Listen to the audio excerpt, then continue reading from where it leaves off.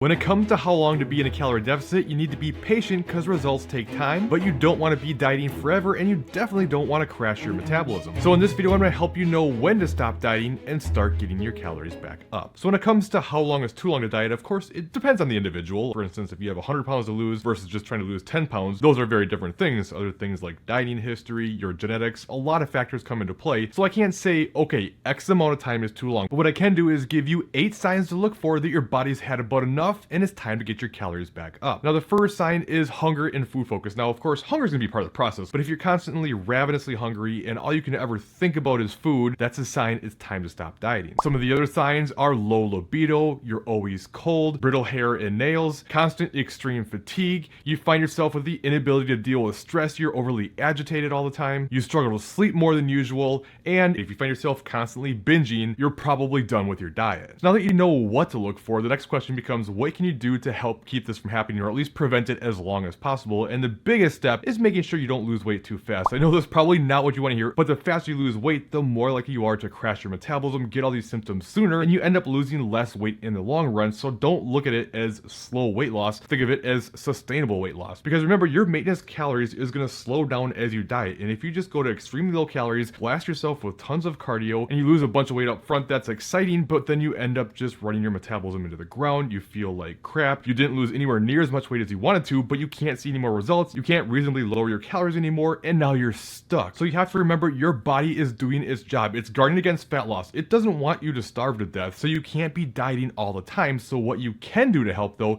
is make sure you're taking relatively frequent diet breaks where you go back to maintenance for around a week or two. I do recommend 2 weeks over 1. I just find people tend to respond better, and there is some research that shows 2 weeks tends to be better than 1 as well. But what this does is help your body let down its guard against fat loss so you can keep the process working better for longer. You get to enjoy more food, you're going to have more energy, you're going to feel better, and you're going to keep losing weight for a much longer period of time. Now again, it always depends on the individual, how much you have to lose, how the process is going, but you typically want to take diet breaks every around 4 to 6 weeks, no longer than maybe 8 to 10 weeks. At a certain point, even if you have a lot of weight to lose, you really want to take these. And you can also look at the rest of your life. When does it make the most sense? For instance, the holiday season's coming up right now. It's a great time to go through maybe a 2 or 3 month diet break, maybe even go through a little mini reverse, get your calories up more. It's one of the best strategies I know to lose weight and keep it off. And one of the biggest reasons it's such a struggle to lose weight and keep it off is because the farther below your body fat set point you get, the more your body is going to fight you. So if you don't get too far and you take frequent breaks, your body now gets used to having this certain level of body fat, and it won't fight you as much next time you go back into a diet again. And whatever you do, don't stay on these low calories if it's not working. I can't tell you how many times I've had someone reach out to me and say, I've been eating these same calories for the last 6 months and I haven't seen any results. And I'm like, man, like,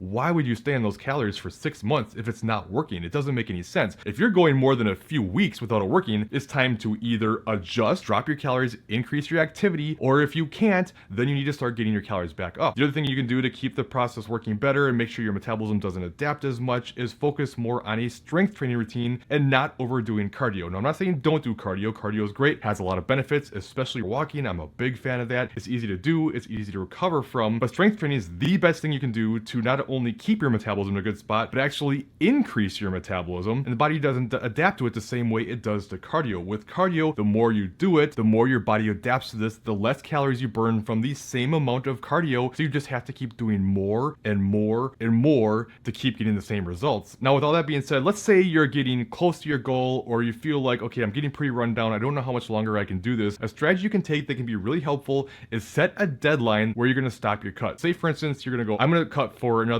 6 weeks or 4 weeks or whatever it's going to be. Problem with having no deadline is it can feel like, I don't know when this is going to be done. You have a really hard time sticking to the plan because there is no urgency. And then without sticking to the plan, of course, you don't get the result, and it just keeps dragging on, and you start getting demoralized and you set yourself back. But when you set the deadline, now you know when it's going to be done, and you go, okay, I can do this for X amount of weeks because then I know it's going to be over and I can start getting calories back up and start reducing my cardio. But as far as how long you can diet, it really just comes down to how well you're seeing results and how you're feeling. If you're still seeing results, if you still have room to make adjustments when you hit plateaus, if you're still feeling okay, go ahead and keep going. And whenever you are done with your cut, you got to get those calories back up. Don't keep your calories low because you're scared of gaining weight. Remember, your maintenance calories is lower than it should be. Your metabolism is suppressed from this dieting. So what you can do is use a process called reverse dieting to gradually increase those calories. This helps give your body time to catch up and keep from gaining more weight than is necessary. But with all that being said, there's 5 key mistakes I see so many people make when they're going through the the reverse diet. So make sure you check out this top video next, and I'll show you what the worst things you can do when you're reverse dieting so you don't make those mistakes. Otherwise, I think you like this bottom video instead, and I'll see you in that other video.